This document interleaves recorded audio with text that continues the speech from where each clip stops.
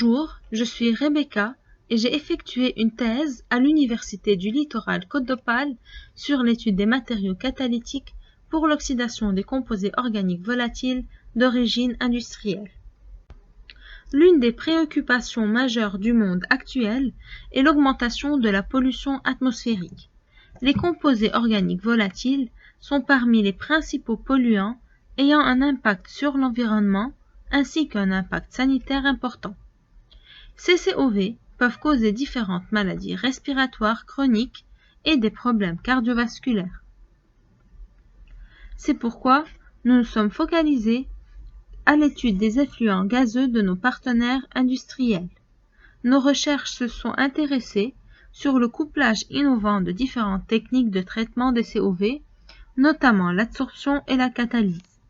Une préconcentration des COV sur des supports catalytiques sera effectuée avant leur dégradation en molécules d'eau et de dioxyde de carbone.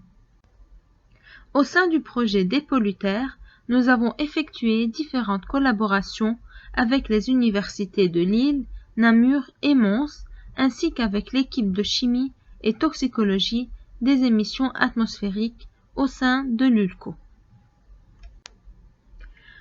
Nous nous sommes intéressés à l'oxydation catalytique des COV. Nous avons donc commencé à sélectionner deux molécules modèles. Tout d'abord l'éthanol, qui est une molécule qui représente les COV oxygénés et qui se retrouve dans les effluents d'une industrie locale chargée de la purification de l'alcool. Le toluène a été sélectionné comme molécule représentative des BTEX et qui se retrouve dans les effluents gazeux des industries chargées du dépôt de laque et de vernis sur des surfaces métalliques. Nous avons développé différents systèmes catalytiques, massiques et supportés pour cette thématique.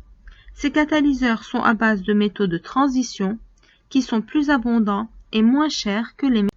Finalement, nous avons effectué une validation toxicologique des effluents après test afin de confirmer l'absence de sous-produits toxiques. Des cellules bronchiques humaines ont donc été exposées une semaine aux effluents en sortie pour évaluer la cytotoxicité et la réponse inflammatoire de ces cellules.